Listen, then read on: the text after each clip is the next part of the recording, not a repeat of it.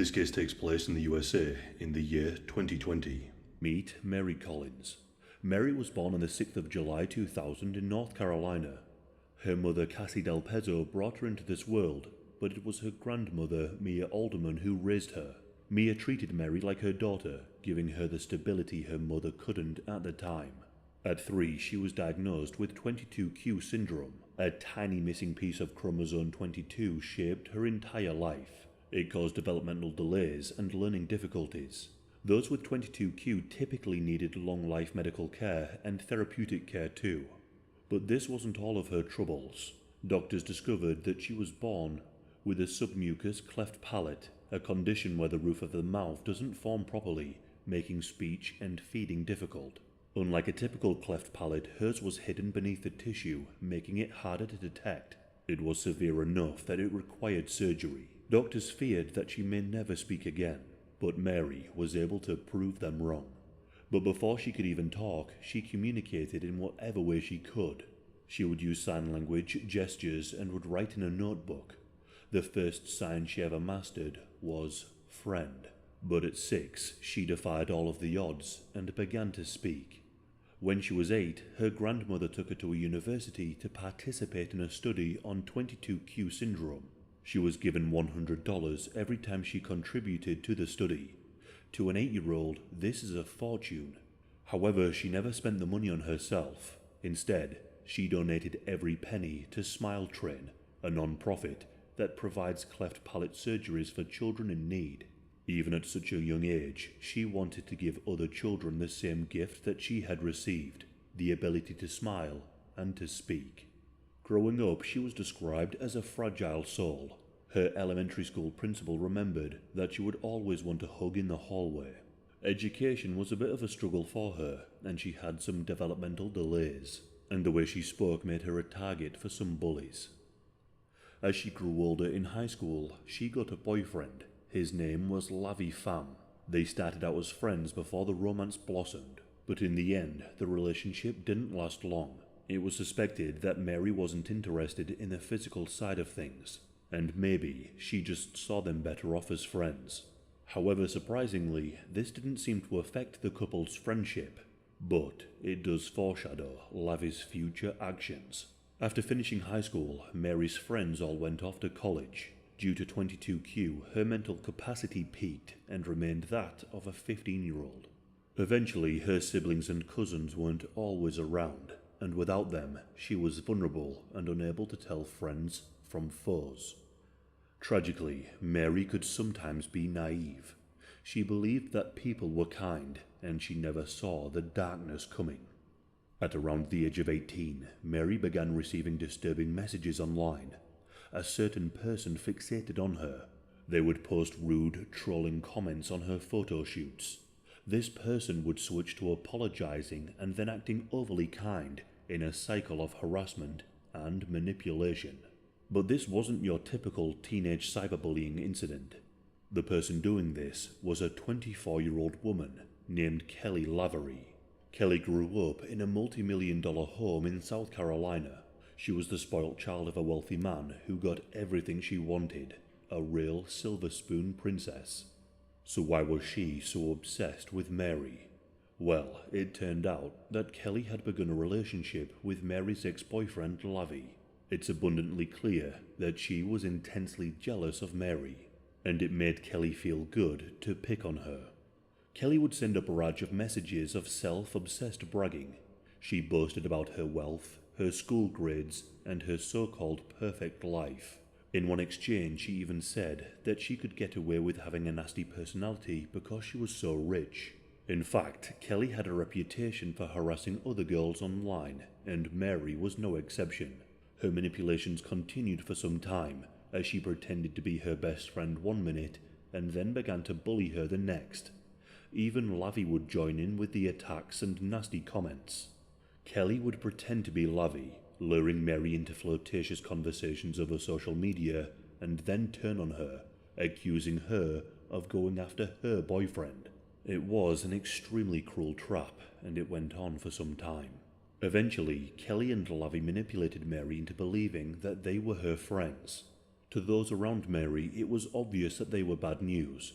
When Mary's family saw the relentless online harassment, the cruel comments, and the obsessive fixation, they began to warn her. They explained that these people were not her friends, but Mary just didn't understand, and so she forgave them. Sadly, she believed that their acts of friendship were genuine. On the 28th of March 2020, Kelly and Lavi asked Mary if she wanted to come to their apartment to hang out. Again, Mary's family knew about her issues with Kelly, so they didn't like the idea of them hanging out together. Her grandmother Mia begged her to stay home, but Mary, she wanted her independence, and in the end, Mia always gave in, and so Mary went. Her so-called friends Kelly and Lavi sent an Uber to pick her up, taking her to their upscale North Davidson apartment in Charlotte at a complex called Yard Apartments. At the age of 19, Mary left home at around 2:30 p.m. on the 28th of March 2020. She was last seen walking along Burnley Road in Charlotte, North Carolina, and then she was never seen alive again. After Mary arrived at Kelly and Lavi's apartment, her phone signal and her presence on social media ceased. This was very unlike Mary, and her family grew incredibly concerned. A day went by, and it was now the 29th of March. Her grandmother became very concerned, and she hadn't heard from Mary in over 24 hours. But before her grandmother could check on Mary herself, Lavi posted a video. It showed Lavi, Kelly, and Mary picking up her favourite takeaway, laughing and enjoying each other's company. Nothing seemed out of the ordinary, and there was now no reason for immediate concern. Mary was safe for now, but everything changed once the three re-entered the apartment. As that night developed, Lavi and Kelly decided to invite other people over to their apartment. A friend of Lavi's, named James Salerno. James was 21 years old and had a criminal history going back to 2017. Charges including robbery with a dangerous weapon, conspiracy to commit armed robbery, and more recent charges of reckless driving and even a hit and run. Shortly after James arrived, he invited over his relatively new 18-year-old Tinder date named America Deal. James told America to come over, as he said there was a strange girl in Kelly's apartment. He was referring to Mary. America soon arrived. There was Levy, Kelly, James, and America drinking alcohol and consuming large quantities of illegal substances. It is believed that Mary didn't join in on this behavior, as it would have been extremely out of character. However, Lavi added something to her drinks, Xanax and MDMA. We know this as Lavi texted Kelly at the time saying, "Another bar down." A single bar of Xanax is normally around 4 times the normal dose, and enough to make a non-user feel extremely strange. This, along with the other substance, must have made Mary feel apprehensive and vulnerable, with waves of emotions up and down. Lavi texted his friend James, who was in the room at the time, to let him know on the progress with regard to drugging Mary. A male spiking a female with Xanax carries certain continuations, as many people have used these substances in the past to essay women. And before too long, Mary was slipping in and out of consciousness, so they made their move. They proposed a threesome. Evidence suggests that this was their plan all along. But just like in school, Mary had no interest in being physical with Lavi, and according to court proceedings, she had no desire to be with Kelly either. But the group had gone into great lengths into intoxicating Mary, and so they weren't very happy with her refusal.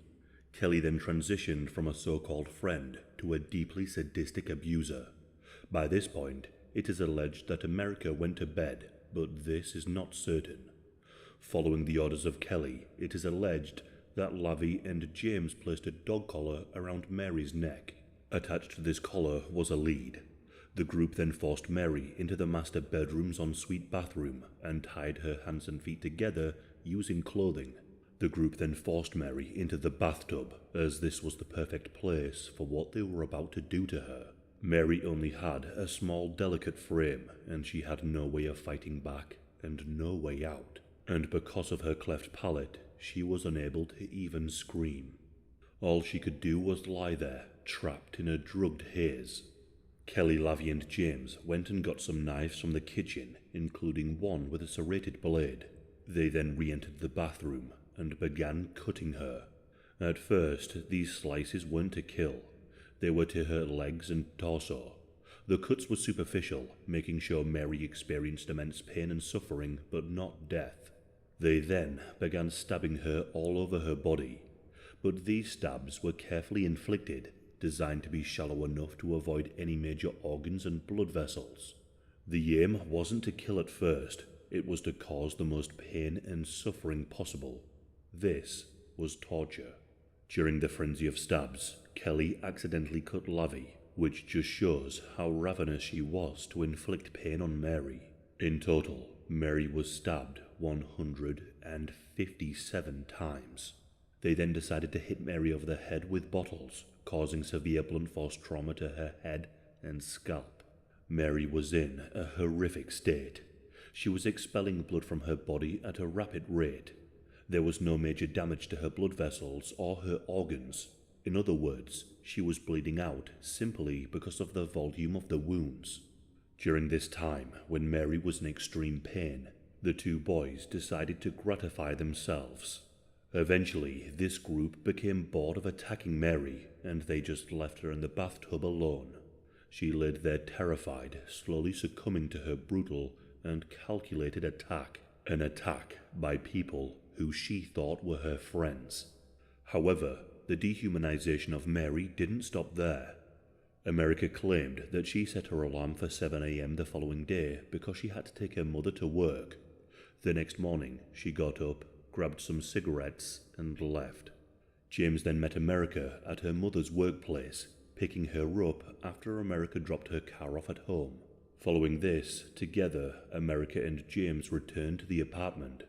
When they arrived, Lavi and Kelly were standing in the master bedroom. America walked in. James was behind her, ushering her into the bedroom. James then closed the door behind her. Then one of them opened the bathroom door. Inside, blood was literally everywhere. Mary lay in the bathroom still, with her body covered in horrific injuries. Her neck had been sliced, and a chain leash was wrapped around it. When America saw this, she claimed she was horrified. She claimed she wanted to leave, and she allegedly begged them to take her home. But they had other plans. She wasn't going anywhere, not until she helped them clean up. America claimed that if she refused, they would essay her and kill her. According to America, not a single person showed any remorse for what they had done to Mary. Kelly held a knife to her throat, ordering her to take trash bags and plastic wrap and begin the process of covering Mary. America was now part of it. However, please note that this is the point of view from America, and the details to her part to play are still in question. Anyway, according to America's statements, as she wrapped Mary's body, Lavi made a horrifying claim. He and James had essayed Mary while she lay there bleeding to death, and in her final moments, as she was beginning to slip away, they cut her throat. If this is true, it is depravity beyond comprehension. The group then cut a large hole in the underside of the master bedroom's mattress, and Mary's body was placed inside, along with clothing and cleaning material. They then duct-taped the mattress shut, hoping they could avoid any searches, and then dispose of the body at a later date. Meanwhile, back in Mary's home, her grandmother Mia had tried to get a hold of Mary, but her calls went unanswered. By the 30th of March 2020, Mary's phone was turned off. Mia became extremely worried and didn't waste any more time. She went over to Kelly and Lavi's apartment. When she arrived, she knocked on the door, but there was no answer. Mia persisted, and eventually, Kelly answered. Mia was convinced that her granddaughter was inside the apartment, but Kelly insisted that Mary had already left earlier in the day. Mia didn't believe her, and so she started screaming, yelling Mary's name and shouting throughout the apartment. To avoid arousing suspicion and causing a scene with the neighbors, Kelly succumbed to Mia and let her inside the flat. Mia began searching the various rooms, but she was not allowed in the master bedroom. This raised significant suspicion, but Kelly explained that Lavi had been inside the room. Mia wasn't satisfied without checking the bedroom, but she knew that she couldn't get any further with Kelly in the way, and so she left and made a police report. The police responded by reporting Mary as a missing person. But this wasn't just a missing persons case. Mia made it very clear that Mary was a vulnerable girl and that she could be in immediate danger. Her family made this extremely clear again and again, but the police were in no rush. The next day, on the 31st of March, the officer who responded to the 911 call made by Mia knocked on the door of the apartment. But there was no answer, and so the police officer left. The police chalked this down as an adult going missing for a few days and classed it as low risk, nothing more to see. They ignored the family's concerns. The police had received a tip that Mary Collins often ran away for days at a time, but this was untrue. The police believed the tip, and little resources were given to the case. The family, however, they didn't stop searching. They went and spoke with the apartment office manager where Kelly lived.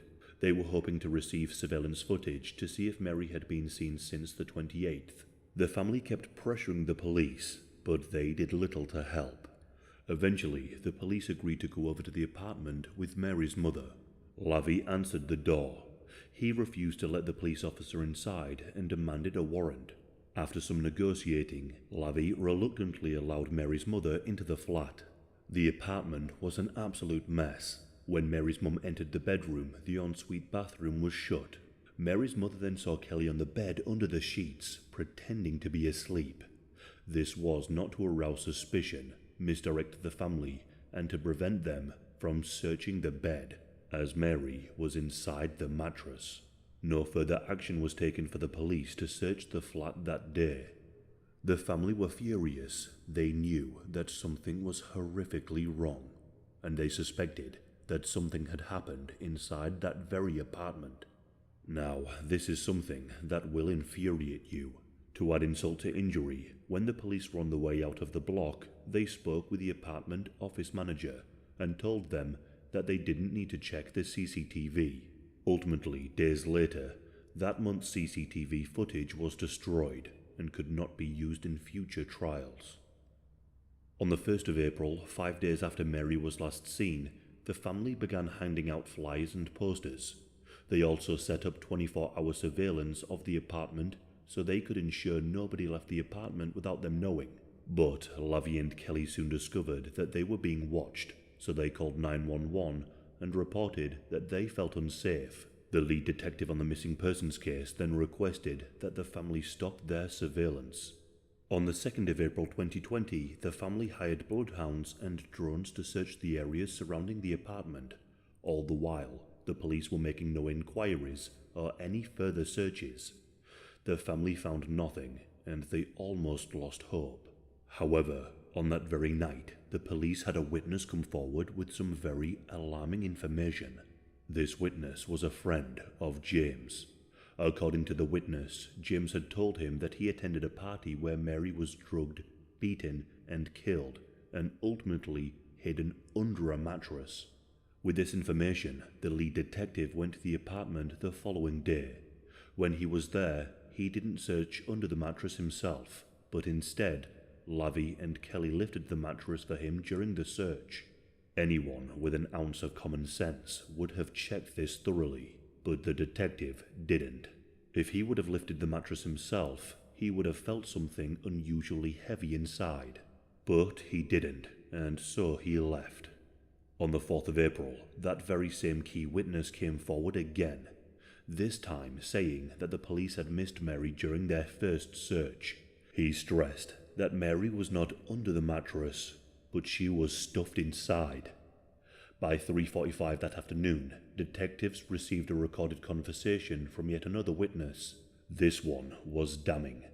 In the recording, James revealed that Lavi was offering someone $4,000 to remove something from the apartment. But that wasn't all.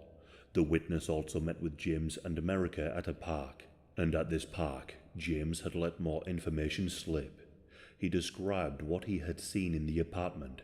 He claimed that he, Lavi, Kelly, America and Mary had all been hanging out when things suddenly turned extremely violent.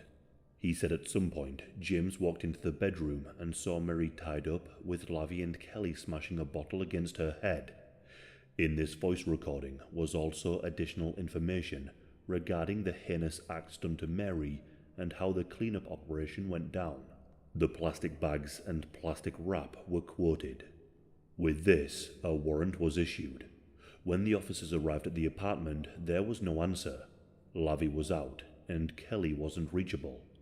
But Lavi soon returned to the property, and the police commenced their search. When they entered, Kelly was passed out on the floor, either drunk or drugged up in the guest room. The police were so worried that they even called for an ambulance.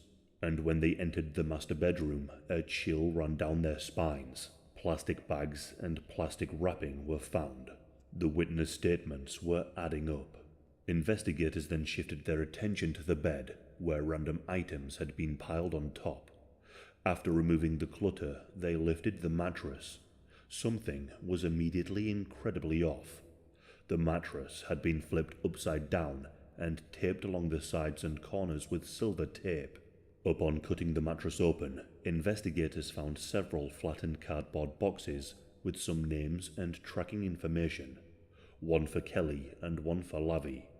Beneath the boxes, they discovered Mary's body, wrapped in saran wrap, duct tape, and black trash bags.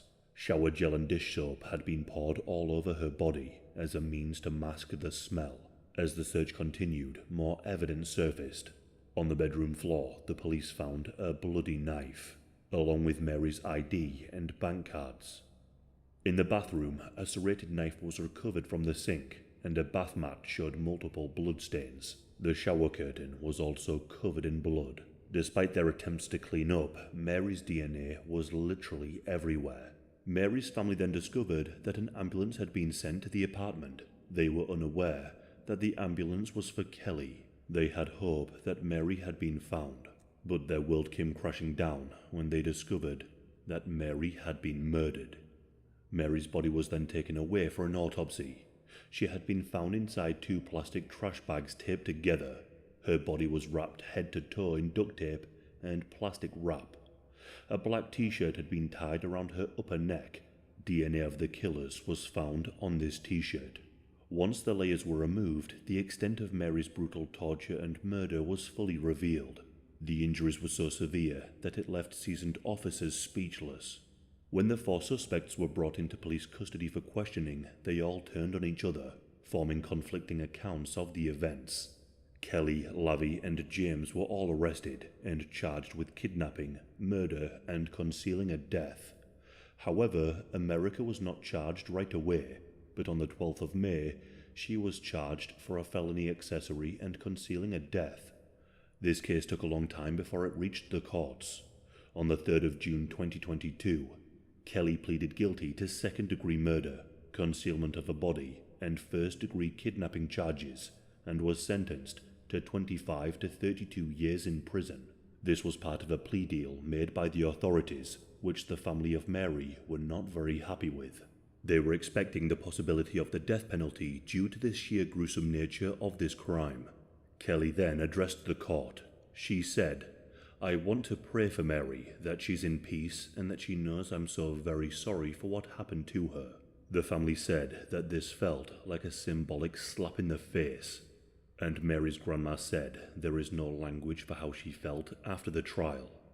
Lavi, who was charged with first-degree murder, first-degree kidnapping, and concealing or failing to report a death, was also in court. Lavi pleaded not guilty, so did James and America. The time of recording is January of 2025, and the other people in the case have not had their day in court in front of a jury of their peers. According to the courts, they are currently working through their backlog. America and James have both been granted bail. Meanwhile, Lavi is currently in jail awaiting trial. In the meantime, Mary's family has founded a non-profit organization called Mary's Voice to raise awareness of her case. As Mary's family have said, nobody wins with murder, not the victims, nor the perpetrators. Murder is senseless. Let's just hope that the upcoming trials with juries bring Mary's family the justice they so desperately deserve.